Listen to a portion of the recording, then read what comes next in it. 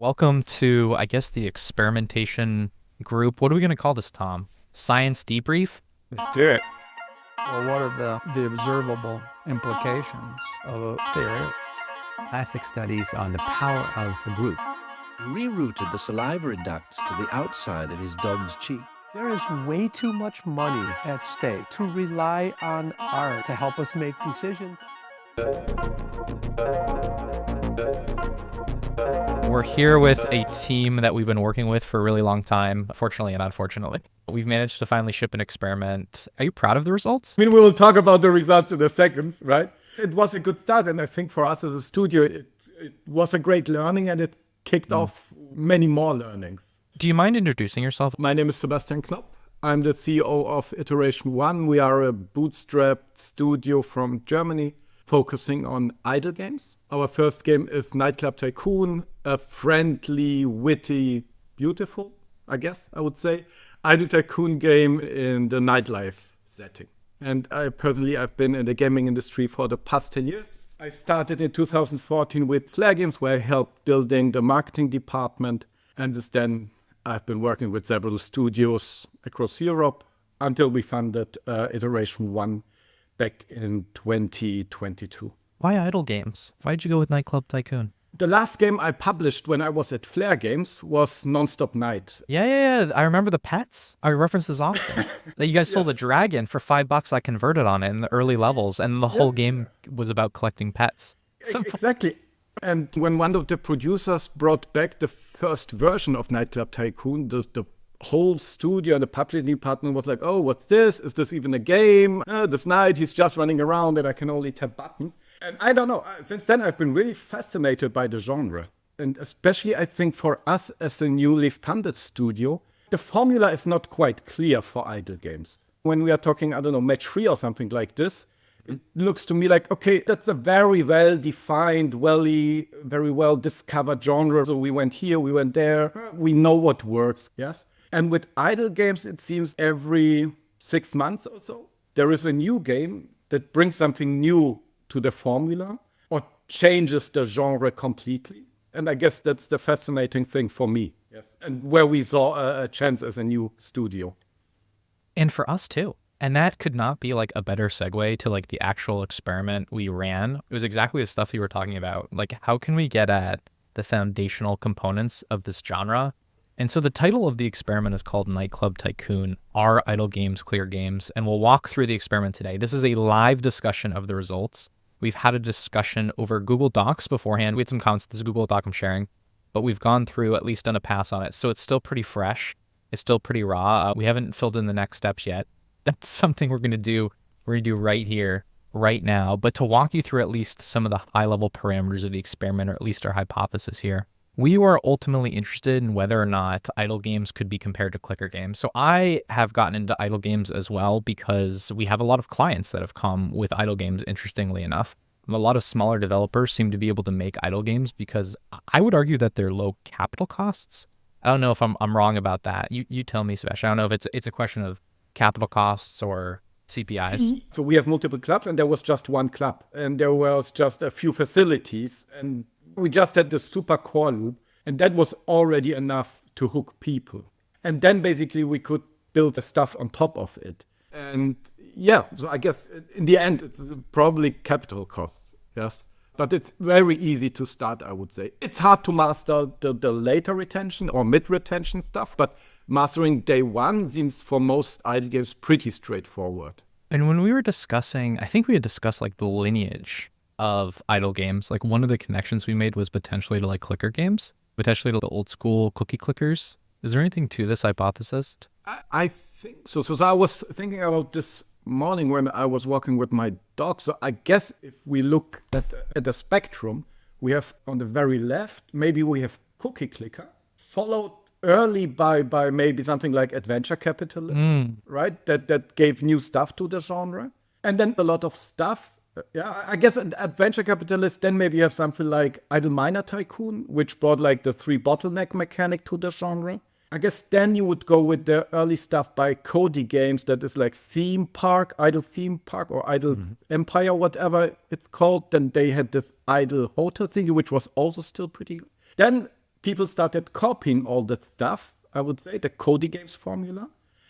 And then Legends of Slime came along, right? Which is on the very far, I would argue, right? And that's the spectrum to me, from Cookie Clicker to Legends of Mushroom. I would say that's where we are currently. Where do you put some of the arcade idle games that have risen in popularity, like some of the Say Games stuff, like My Perfect Hotel, Any Adventure? Maybe that's more for a gaming historian. But since you're active in more arcadey, right? So you're walking around, it has a very different vibe to me. Don't know if this is really the same audience. Might be. That's what we see in playtests is every time a playtester gets this Perfect Hotel ad, they love it, right? So, so that's funny, because then I can watch like people for 2 minutes playing the playable ad of Idle Hotel, of Perfect Hotel. But yeah, I'm not sure.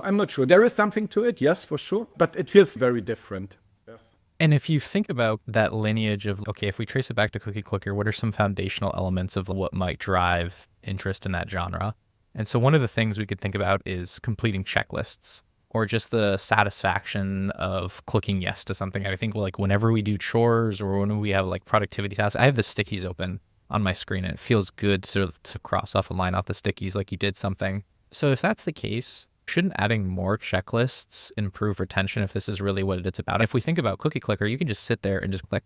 A lot of things are pinging because you're clicking. There might be achievements or missions that are going off. But there's also just like the natural satisfaction of clicking. There's the haptic feedback, potentially, depending on the platform. There's the audio-visual feedback, potentially, depending on the platform. So there's a lot of things that happen when you click that button. And sometimes in idle games, you don't have the autonomy to click a bunch. It really depends on the number of upgrades and what the shape of the progression curve is. So if it's an exponential curve, you're going to click progressively less as there are fewer and fewer upgrades that you're able to do. So what would happen if we increased the amount of checklists in an idle game? Could we improve retention? And not doing like Zynga PM stuff. That's not what the experimentation group does.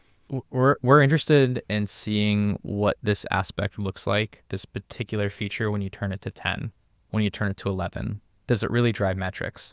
Is it as important as we think it is? And so what we tried to do is come up with multiple variants that would test this hypothesis.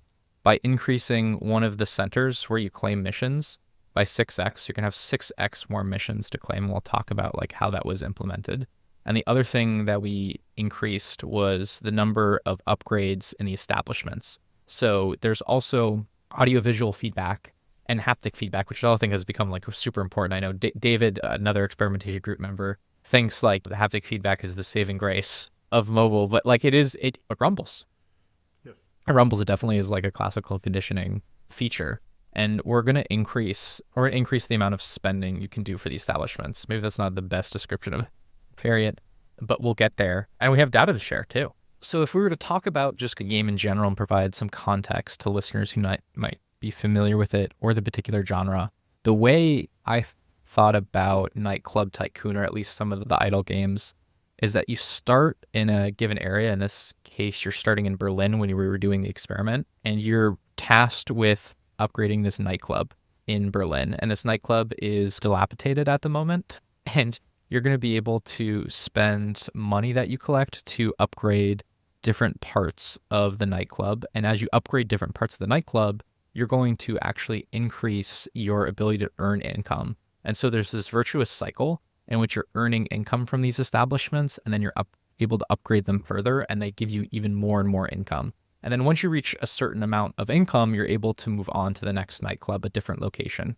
And so inside of these nightclub, as you're starting to earn all this passive income and you're starting to upgrade various aspects of the nightclub, what you're able to do is earn missions, or earn complete missions, which give you hard currency. Or at least that's how I thought about it. If you might upgrade an establishment that generates resources, let's say 5 times, that might be a mission that you can check off. And then when you check it off, you're going to be able to claim hard currency. Is that a good description of the game? Am I thinking about this right? There's no fail condition, right? That's one of the big things we talked about in the genre. Yes, maybe that's one of the challenges in designing an idle game. Yes, maybe we can discuss it at the end. But no, at that state, that game does not have a fail condition. Yes, I mean that the only thing is if you take the wrong path, you become a little bit slower. But then again, you don't know that you are slower.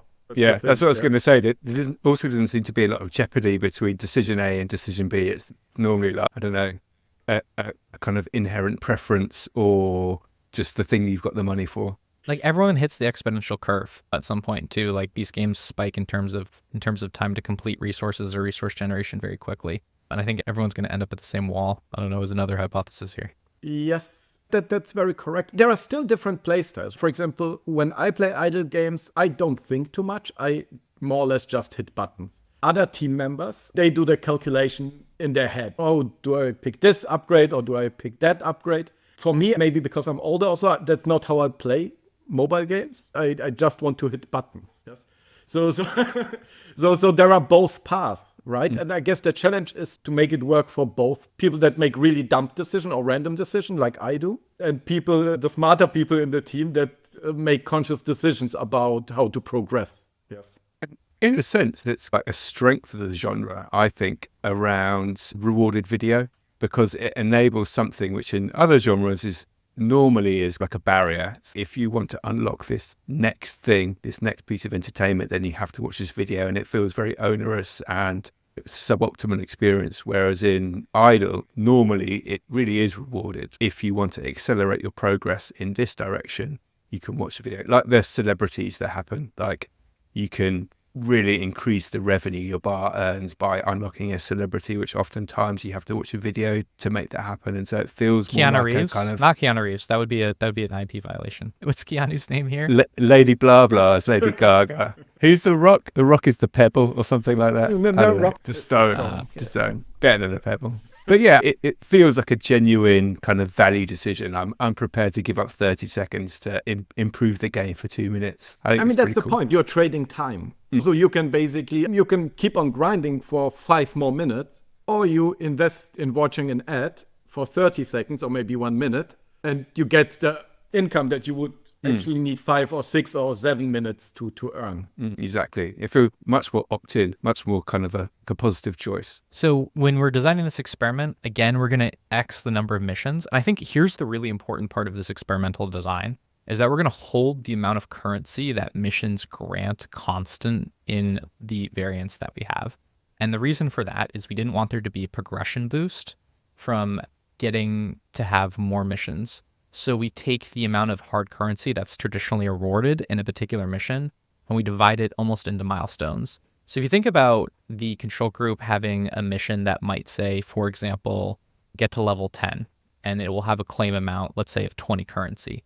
Instead, what we're going to do is we're going to divide that into different missions. So we might say, get to level 2, get to level 4, get to level 5. And as you start to earn that, as you start to progress through those levels, then you get currency. And then once you're at level 10, you'll have had the same amount of currency, whether or not you just had that direct claim. So it is true there's a very small, almost rigidity effect where you are getting currency faster than you might otherwise, because in the control group, you had to wait to level 10 to have that claim. Whereas in a 6x mission, you're getting small payments on the way to it. We think these effects are relatively small. I don't think they're super big. I think it's the best you can do here. And I think the most important part is that we had an attempt to control for this. And if anything, you can run a small bias sample error rate against some of our results if we think it's that much of a concern. We didn't do that here. I think that's perfectly fine. Other than that, we did have target metrics. Like we are trying to make better games here. Like we do think this matters. And so we wanted to move D1 retention from where it was at previously, which is 40% to 52%, which is a 5% increase or a 2 percentage point increase. And I think the second thing we identified as a metric we wanted to move was the number of players building Bar Brooklyn, which is the location just after Berlin. So each nightclub is a different world and they all have their own set of missions. And so we're going to introduce the experiment in only the first world. And so as players get to the second world, they're going to have the normal amount of missions. And that's across all of the variants. And one of the things we do at the end of the paper is we talk about this potential centripetal force effect almost. So if you are in this place where you're collecting missions left and right, and then you almost went cold turkey into moving into the next world and having a normal amount of missions, that it affects you in some way. That's something we looked into. I think we should talk about the establishments. We haven't talked too much about the establishments. We have GIFs in the paper that I'm sharing as well. Is there anything we want to talk about the establishments? So we have the control group. We have one of our variants in which we're 6xing the number of missions. And then we have another one and we're 6xing the number of establishments that players can upgrade. And this is going to be very important when we discuss our results. So I think we should talk about establishments. Just let me get the terminology straight. Yes, What do you please. mean by establishments? Yes. So maybe I'm not using, would you use a good terminology to So spend we- money to improve the resource generators? Yeah, so basically hitting that orange button is Yep. what we call an upgrade. Okay. Right? Okay. An upgrade is part of an improvement. That's basically the white box that you see. So an improvement has many upgrades. But don't you call the overall thing where you have all these different upgrades and establishment? We call it facility or generator. Okay. You mean like the bar or something Yes, like this, yes. right? Yeah, so we used to call, I think we still mostly call it generator. I think that's Okay. a term from Congregate back in the So- times of adventure capitalists. If we were to break this down, though, we would say that right now Nightclub Tycoon has different generators, and a generator is a place that earns passive income. And for instance, one of them might be the bar. I think the bathroom is another one. And then inside of each of those generators, you can make improvements to different aspects of the generator. And I can spend currency against that. And each of those aspects that I can improve has a fixed number of times that I can improve it. And each time I improve it, I get an increase in the rate of passive income. So the game that I'm really playing here is, where do I want to spend to the next dollar that gives me the most amount of income per unit of time? That is the sub game in some ways. Yes, that's a very good summary. Maybe one remark for people who are familiar with idle games. So I think one thing we did here is, when you take a classic idle game, for example, the Idle Hotel Empire by Cody Games, you can pick, oh, do I want to upgrade the chair? Do I want to upgrade the table? Do I want to upgrade whatsoever? We don't make this distinction, right? So for us, it's just a list that you tick off. That's one of the major difference compared to something like maybe Idle Bank Tycoon from Colibri or something like this. So we simplified that aspect basically. Yeah. And so with the generators, we're going to 6x the number of... So what's the shell outside of improvements? What do we call it? Because you can improve the different aspects. What would we call those? Like the walkie-talkie you see here again? But that's what we call an improvement, actually. Okay. Improve has many upgrades. That's how we do it Okay, internally. okay. So what we'd say is we 6x the number of improvements, but we didn't increase the number of upgrades per improvement. Correct.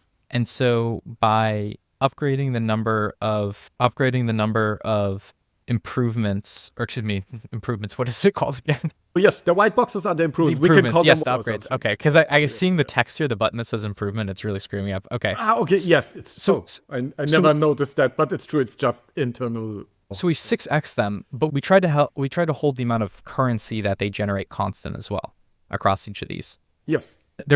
We tried to make sure there wasn't a progression boost here as well.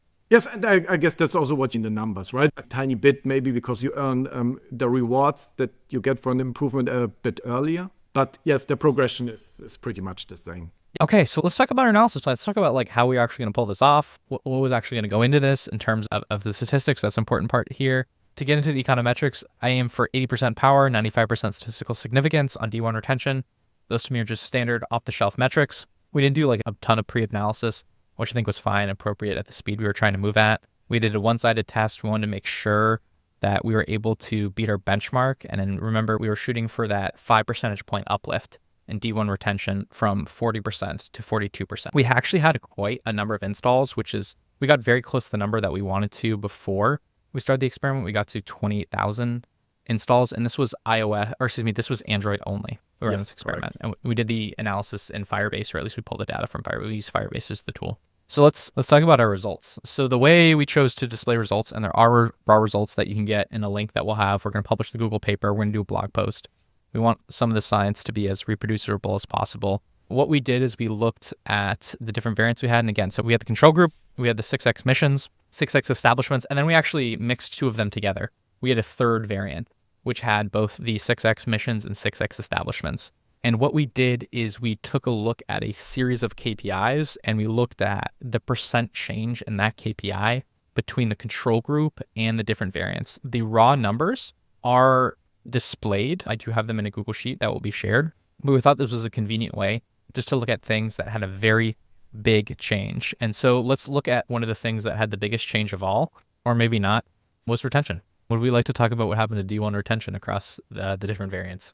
So obviously, no change from the control group in D1 because that's its own thing. When we think about variant 1, this is when we had the 6x missions.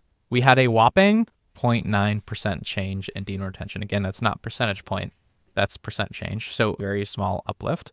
And then for the increase in establishments, we actually had a 10% decrease in retention, which is pretty significant just in terms of like total impact. And when we mixed both the variants together, we had a very similar decrease. We had a slightly higher 10.6%. And this is something that we generally saw flow through the funnel. So when we look at other ways to measure engagement like D2 and D3, we saw similar decreases from the control group. I think the thing where we saw a little bit of a difference was that secondary metric we set, which was getting to the second milestone in the game. The second milestone in the game is building Bar Brooklyn. So remember, you're starting in Berlin, you have this 6x increase in missions or establishments or in both, and you're trying to get that next milestone. So this one, this metric is not time gated. And we actually saw a little bit more of an uplift when we looked at that as an engagement metric, that secondary metric we identified beforehand. When you compared it to the control group, 6% more players in variant 1 got to Bar Brooklyn than those in the control group. And the results were actually far worse for variant 2 and variant 3. That was down 25%, and variant 3 was down 27%. So the results were consistent. They're in directionally all the same, which I think gives us more confidence that we're reading these in the right way. But the effects seem to be more exaggerated when we looked at something that wasn't time gated. And again, we did identify this beforehand as a metric that we're interested in. It's quite interesting to note that individually, variant 1 and variant 2, variant 1's positive, right? And you might expect when you add them together that it's a mitigating factor on variant 2. And the third cell, variant 1 and 2 together, might be lower. As in, so the decrease for D1 at the moment for variant 2 is minus 9.9%. When you add in variant 1, then maybe that mitigates that slightly and it goes up to minus 9%. But actually it gets worse. And that's true across it. Like combining these two things together makes a really poor experience. Like people hate it. I think that's really interesting. And like any change this size is super interesting. But like the fact that you can make a positive into a negative by combining it with this thing, like that's mind blowing. I agree. Yes. So maybe it was just too much clicking, right? I think so. So we'll get to that. We'll get to that because I think there's a method to this madness that we were trying to get at. So one of the other things that I think it's worth talking about here is the average session time also increased when we added the additional establishments. Like people spent more time per session, but they had less sessions, which I thought was pretty interesting too. Like this is exactly what you mentioned, Sebastian. They could just be clicking like that. Like that's what we predict, right? There is one interesting thing to this because you can basically hold and tap the button. Yeah. Which makes less clicking, maybe a little bit more satisfying because you have this ongoing haptic feedback. That's right. Right? No, let me just explicitly spell that out because it's such an important point, is that when you go to missions, you have to claim each mission individually. And with the establishments, and you'll see this in the GIFs, you can hold down the establishment button and it automatically spends resources, and haptic feedback is pinging you as you hold that down, and you're getting audio-visual feedback. So it's easier to spend money than to claim it. Oh, never thought about that. Yeah, true. Yes. It's more fun, probably. Yes. Yes. Yeah, that's a fair point. Yes.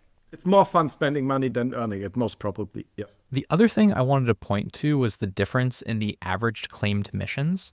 And again, one of the things we want to mention here is obviously in the group that had more missions, that they would claim more missions in absolute terms just because there was more out there to go for them to go out and get. So what I did is I calculated the percent of the cohort that claimed the missions that were eligible to them. So if you were in the 6x increase in missions, you had, I think it was 36 total missions that you could go out and claim versus the 6 that someone in the control group would have. So if we looked at the rate at which people claimed those missions, so for instance, in the first control group, if you claimed 3 out of 6 missions, you would have a 50% claim rate.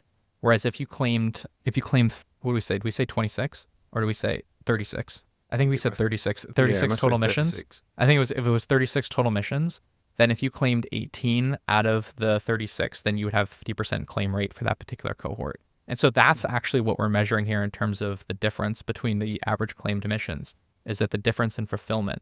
And so what we see is that when you increase the amount of total missions, people just claim more missions in general. They claim a shit ton more missions. Like it's drawing a lot more attention to the feature, that people actually are fucking engaging with it a lot more. That's what I thought was interesting here, is despite the fact that we saw some more muted effects in terms of retention, Although again, we did get a 6% uplift in bar Brooklyn built. I do want to point that out. There was something here. It wasn't zero. I do want to emphasize that nothing, but you can draw more attention to a feature, which I thought was interesting. I think just the question is whether or not we chose the right feature to draw attention to, whether or not this feature was a large enough part of ultimately what produces retention, but we were able to make it shine brighter, I guess would be one way to put it. So it's one way I looked at it. I don't know if you guys saw things. No, I agree. Increasing the amount of mission, you see it in the day 1, 2, and 3 retention. So there is something to it that keeps you in the game. I guess it's maybe also about micro goals, right? Yep. So it's an additional micro goal. You already want to complete like the one line of improvements, yes, and there you have another micro goal, yes. So just to quote the raw numbers here, rather than doing percentages, which I know can be a little confusing. Control players claimed 41% of their 6 missions. So on average, about 2 out of the 6 missions they claimed, while both mission variants saw increases in claim rates. Variant 1, which was the 6 increase in missions, on average, 60% of players, or 60% of missions were claimed on average. So that's 21 out of 30. So you go from 41% doing 2 out of 6 to 60% doing 21 out of 30. And we see about the same number when we look at variant 3, which is when that was merged with the establishments. Actually had slightly higher claim rates. So we drove more attention just to missions in general. They fulfilled more of the increasing requirements, which that was pretty crazy. One other thing we look at, and this was the inertia question we were talking about earlier, is whether or not players, when they got to the next world, were so jarred by not having that extreme change in variance that they had potentially like a withdrawal effect or something of the sort. We called it like a negative inertia effect. And when we looked at that, we really didn't find that to be the case. The milestone over milestone change in retention was similar across all of the variants. So when we looked at the rate at which they got from Berlin to Brooklyn and then Brooklyn to St. Moritz, all of those, and they have about the same drop off. It's about 85% change over change, and then about 70% to the next one. It all looks the same. It doesn't look like there was any particular effects. Like the number of people who got to a particular milestone, the same number of people across all the variants are going to survive to the next one, that are going to survive to the next one, that are going to survive to the next one. That's not what you would expect if there was negative inertia. You would have expected to see some exits. Like, okay, I've got to the 6x mission 1. This isn't what I expected. I don't like this anymore. I'm churning. And you would not expect them to get to the next milestone. And yet we find that there are similar drop-off rates across all of them. So it's I think this is evidence against negative inertia. Maybe there's another way to look at it, but this is how we came up with. I don't know what you guys thought about this part. I was going to say, mate, Sebastian looks deep in thought. To me, it makes sense. Yes. No, I was just thinking. No, I don't know yet. Yeah, don't mind. It's okay. Okay, so where do we go? Where do we ultimately end up with our conclusions? Again, like when we increased the amount of missions, there was a positive uplift. Unfortunately, that was statistically insignificant, just barely at the criteria we set beforehand. But again, you want to pre-register your analysis, and we tried to pre-register analysis. A lot of this was written before we started. I think the other thing was pretty interesting is that when we increased the number of establishments and missions, we had an incredibly negative effect, and establishments were also negative in and of themselves. In fact, that was actually the main result coming out of this, to be honest with you. I think that's something you pointed out, Tom. Why do we think that there was such an inverse relationship between establishments and missions? I personally absolutely love this, although obviously we want to find a positive result. The fact that it was so negative, I think really highlights, and it's something interesting within the game and the player base. They hated this. There are a bunch of people that were so turned off by it. And it is like, I'm not entirely sure what the answer is. I wonder whether it is something about just beginning to feel like a chore, like onerous, like not fun at all, because there's just so much stuff. But then I don't know why that's true of establishments and not missions. Like, why is it so pronounced there and not really at all with missions? I'm not entirely sure. So I have a few takes on this. So the first one brings me a little bit back to, I mean, there are some people who never figure out that they can hold and tap, right? So that's something that we are now changing we are reworking the FTU a little bit. I don't think, can we measure that analytically? Is that a hypothesis that we could say we know X% of interactions are held? I think we are sending all the upgrade events. You could look at the I'm not timestamps. sure. Look at the distance and timestamps. So you probably would see it. Yes. Are you telling me that there's a potential further exploration section that we could add here? Maybe. So the thing is, it's totally stupid sending this upgrade event to Firebase, but it might be still there because of historical reasons, because there are so many events per player, right? It's like hundreds. So what is the per implication of minute. that, right? So let's say players don't know that they can hold down to... I mean, then it's like really hard work, right? For some improvements, you need to tap the button like 60 times and again 60 times and again 60 times and again 60 times. Yes. I think that makes a lot of sense to me. The other thing that I thought was interesting is that we were talking about like the different pieces in the supply chain that ultimately produce retention, right? There's a lot of different things. We can think of an organism, or we can think of it as like whatever we want to, but they're different connected parts, right? And we're trying to like slice off different parts and seeing like how the animals thrives when it doesn't have this or that or the other thing. Okay, you can survive with one kidney. Important is a kidney. This is what we're trying to figure out here. I think that the thing that was interesting is, and you want to try to touch the things that we think are most retentive, right? We can sit here and we can optimize the color of our nails, although we don't think the color of our nails have the biggest outcome of our life. Like we want to go after things that we think have a really big impact on our well-being. And so like when we think about the missions, it's great that you got hard currency from them, but first of all, you could ignore them very easily, and there wasn't a very big negative opportunity cost from ignoring the missions because the hard currency wasn't very much. That's analysis we also don't have here, is like how much value you got from the missions in and of themselves. Are we talking about like 30 cents? Are we talking about 50 cents here? But when you think about the improvements that you need to make to the generators, that's necessary for progression. That has an immediate and visceral impact on whether or not you progress. So the consequences to not doing a establishment upgrade are much greater than the missions. And so we made the thing that's really important for progression really annoying. And that I think to me is one aspect.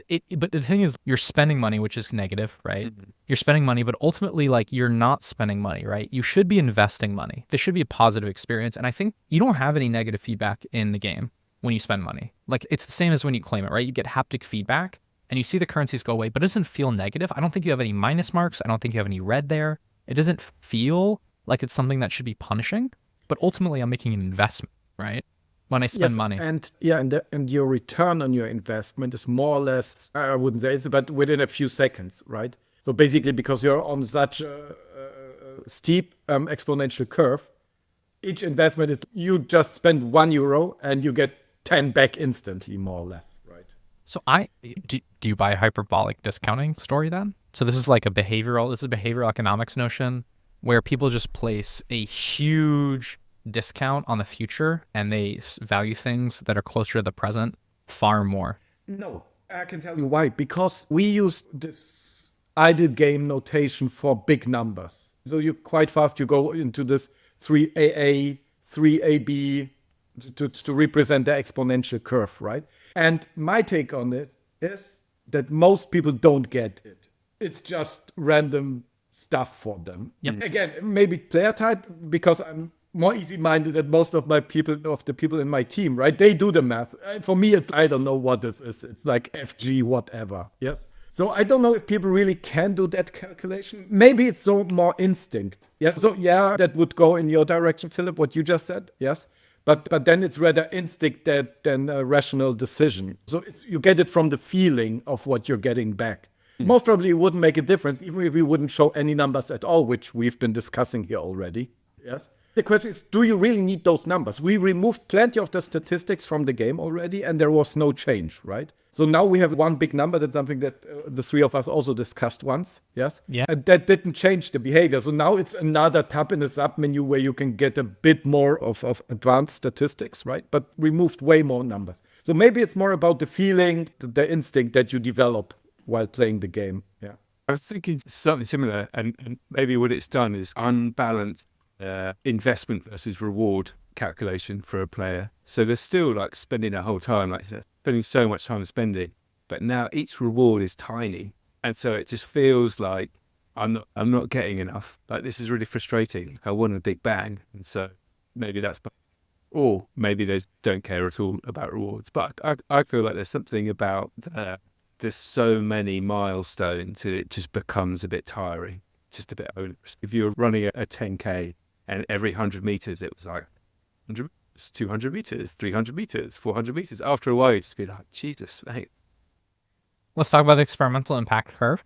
So here's the thing. We test things to the extreme. We turn it up. We want to see if it matters. I think that's what we did in the generators. When we talk about the generators, increasing number of improvements, seeing that negative impact. That's part of this. That's part of seeing what the experimental impact is. What are the things that matter? What are the things that don't? It's also potentially the case that we overshot. We overshot in terms of the amount of increases that would optimize retention or the amount of decreases that would optimize retention. So if we think about a parabola, or we think about this hump curve shape that I have in front of me, and we think about the number of emissions, and we think about the baseline being in the center of this curve. So we can go to the left and you will have less emissions, or you go to the right and we would have more emissions or achievements to claim. And we could think about this with establishments as well. So we think about this number on the x-axis. To the left, you get less of them. To the right, you get more of them. And you think about the y-axis, and the y-axis is retention. So what we think about is, okay, if we have less emissions, where do we think retention is going to be? If we have more emissions, where do we think retention is going to be relative to our baseline? And ultimately, we want to find the center of that curve, because the center of that curve is the height of the curve. And the height of that curve is where retention is maximized. Now, it's possible that there could be multiple local minimas, as they call them, or local maximas, which means that this curve could have multiple humps to it. There could be a lot of things that I think have been underexplored in this curve. We're going to assume there's one global maxima here, which is a challengeable concept. And so we're trying to find the center of that curve, and we want to tune the dials. And so what we did is we tuned the number of emissions up, and we had a positive effect, right? We had a very small positive effect. And so what could be the case is that we're operating on a certain part of this curve, and as we tune the number of emissions up, we saw retention go up. So it may be the case that if we tune emissions down, if we saw retention go up again, that means we have too much. And if we tuned emissions up yet again, and we saw retention go up, that means we should push it even more. We're probably to the left of the curve rather than to the right of the curve. So we're trying to figure out where we are in this curve. We think that if we turn down the number of emissions, that we'll probably get closer to the maximum point on this curve. We'll probably see an increase in retention. Whereas if we tune down the number of establishments, we think that'll also be the case too, because those were negative. So it's just a question of what we want the next iteration to be. But ultimately, this wasn't that big of an effect. So here's the thing, though. What is the next step coming out of this? Because now that we talk about it, and I think about, because this is a raw discussion. When I think about the number of establishments, don't you want to like drill those down to nothing? Don't you want to go in the opposite direction? Because 6xing them was so negative, don't we want to decrease from the baseline? That's something that we already did, Yeah. right? So the setup was a bit different. So we didn't touch the missions. So it's the same amount of missions, right? But we lowered the amount of... So basically, if you have one line, that what we've seen in this upgrade dialog, what we call improvement. So if this one line and this one line has a lot of upgrades, you can hit that upgrade button 15 times, sometimes even 75 times, Yep. right? So we lowered that amount by 1/6, basically, or 1/10. Yes, so it was way, way less. So this leads to that you need to wait longer until you can hit that button again. And you don't have that satisfying hold and tap thing. Two things. So what we've seen in day one retention is basically they were 2% points worse than the control. Both variants basically same, right?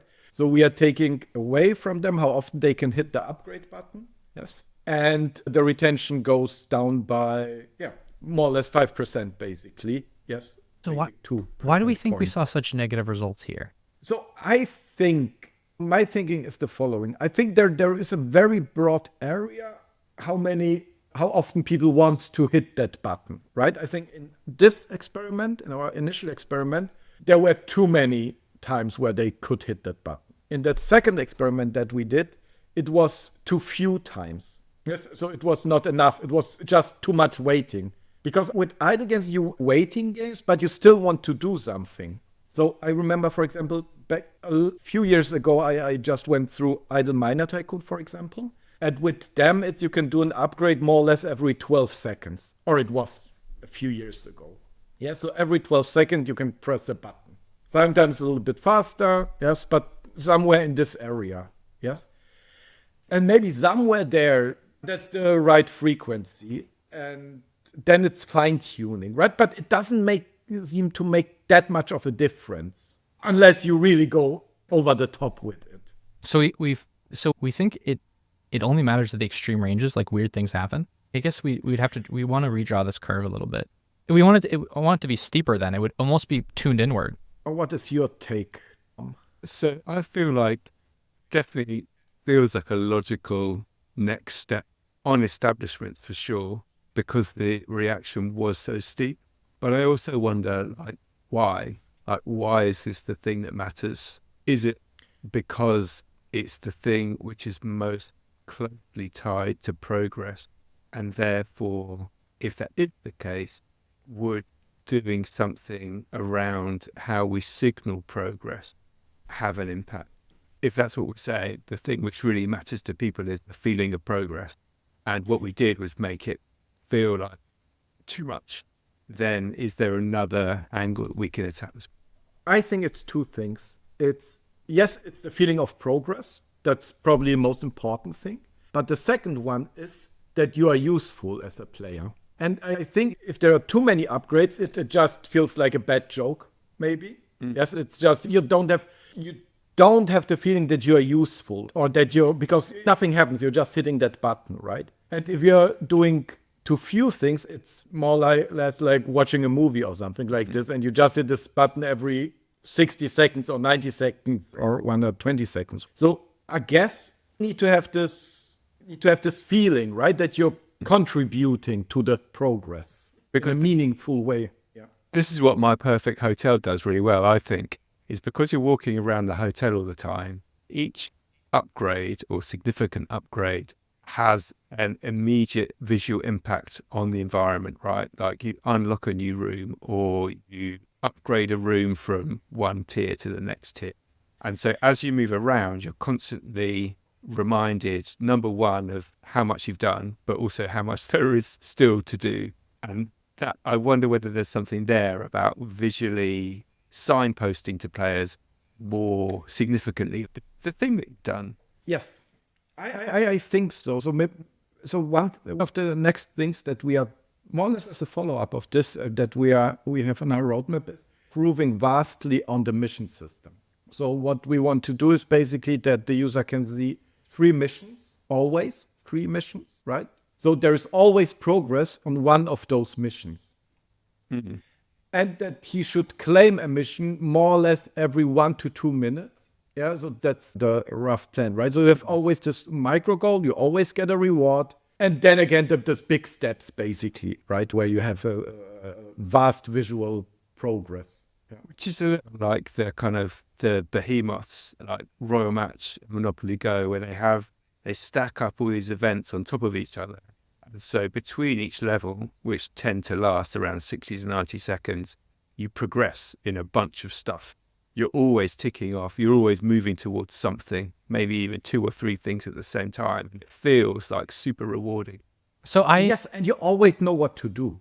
Because, I mean, when you take our game, like Nightclub Tycoon, and if you play it like I do, most of the time, I don't know what I'm doing. I'm just hitting these buttons. And at some point, I feel like stupid about playing that game. But as soon as you give me small goals in between these missions, it's a very different feeling because I know what I'm working towards. But since I'm also watching TV and talking to my wife, I cannot keep the mission for 10 minutes in my head or something like this. So I need like this smaller chunks. But this is exactly what we tested with missions, though, right? This is exactly what the 6x missions were, and we didn't find that big of an uplift. No even pushback. What is the test?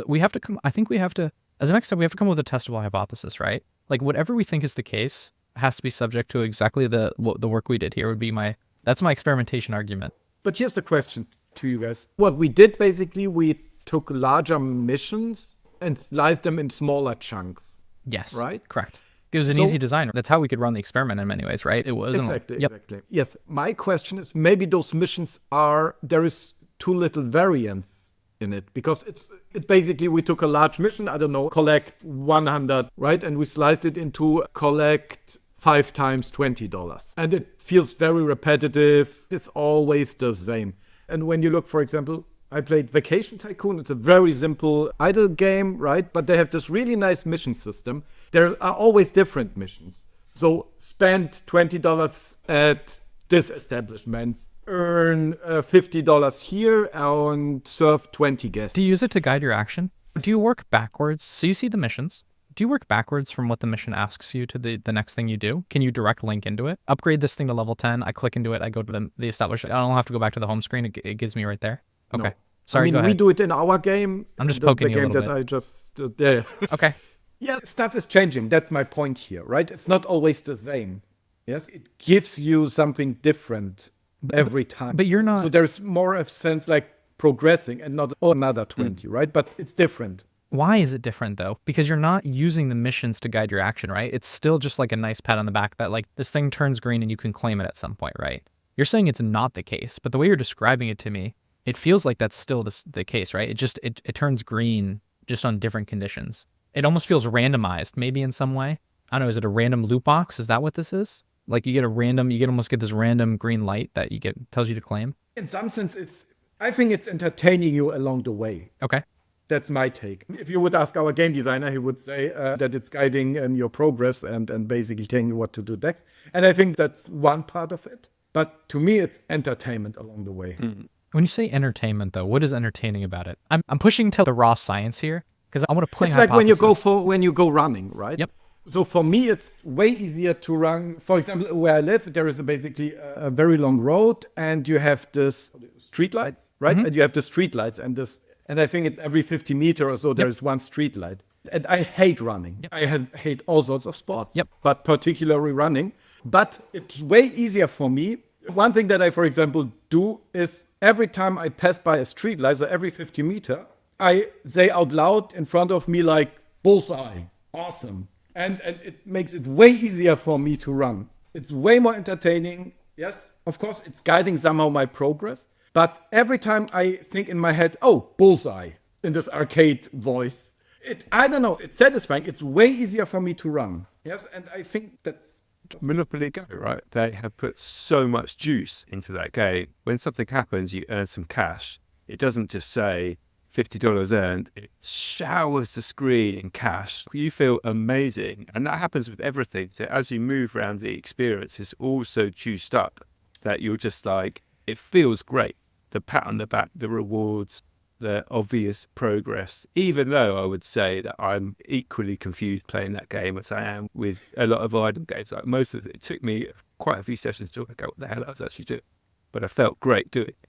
Exactly. And I think if we would have done that experiment set up with missions that are way more rewarding, I don't know, instead of you just claim it and you have this tiny animation that we currently have, and it would be more variant, so it's not always the same, not really slicing it up, but mixing stuff. Yeah. Most probably. So we do have a testable hypothesis then. So one of the ways that we could say this is we're saying, look, the way we tested this was by implementing divide by 6 and giving you more milestones. We think that in and of itself is not a strong retentive factor, changing that from this to +6. Instead, what we think is a very retentive factor about missions is that they have you complete various tasks, and completing various tasks feels more rewarding than just getting from level 10, getting to level 6, getting to level 8. Those various tasks, potentially because they're more specific or there's more specificity around them, it feels like you're overcoming something. It feels like you're doing something, you're devoting specific cognitive resources, and you're getting a specific reward for devoting those cognitive resources versus, hey, I just got to level 8. You don't need to think too hard about this. This requires a little cognitive effort, which potentially also increases the amount of cognitive reward. So in the future, we could test this cookie cutter division. So it's the type of mission. It's not even the quantity, it's the type. So let's put it this way. Let's say we live in a world in which you have more of your cookie cutter mission, or excuse me, we're talking about a little more high cognitive intensity missions, right? Do this thing, then go back and claim the gold chest. I don't know. But like something that's more specific. So if we were to think about testing within that, if we 6x the amount of those, do you think there'd be an even greater positive effect to those type of missions? Does it matter how many of those there are? I think, yes. At some point you can overdo it, right? Yep. But that's my current take when I look at all the other idle games out there, when I see the results of this experiment, right? So I think, yes, but again, they need to be different, right? Yep. It needs to be a different goal. And I also think it needs to be different rewards, Yep. right? In this setup, we just said it was always 3 gems, or 1 gem, whatsoever. Yes, but always the same one. Yep. And I think giving the player also different rewards, it feels like a very different thing all the time. Yes. Any closing remarks? I think if proved there are so many interesting things that could be applied here from the casual playbook, like events. Imagine putting an event on this. It would be insane. Like Lady Blah Blah, the celebs, is a good example of that already, but it's very self-triggered, isn't it? Like you have to make the decision to do that. Whereas if you just laid it on and are like, I don't know, here Lady Blah Blah's arrived, now it's up to you to make the most of it somehow. I don't know what that is. Then I would imagine there's the potential there to really extend that session time, isn't there, to the end of that event. There's a lot of cool stuff you could do with this.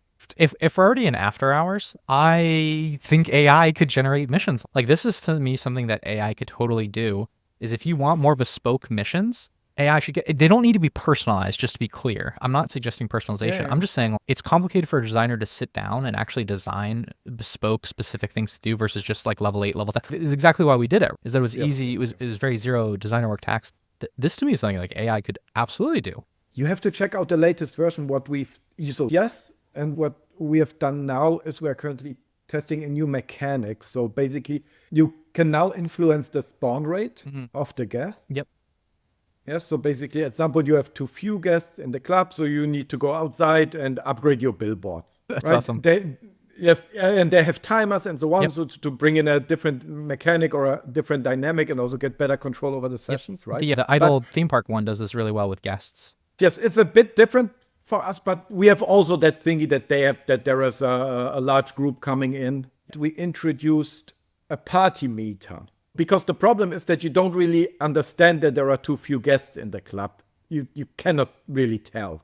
Yes. So we had to introduce something that to make it visible, and it's basically like a thermometer that shows you the party energy or whatsoever. And I think with that indicator, we can do a lot of stuff. Actually, just something that what you said, Tom. Right. So you have 80% of party power. And if you go to 100% party power, you get another bonus, right? So you have already like this big group coming in and the party meter raises to 80%. And now you need to invite the celebrity. And if the celebrity joins, you go to 90%. And then we haven't figured it out yet, but maybe there could be something around loss aversion.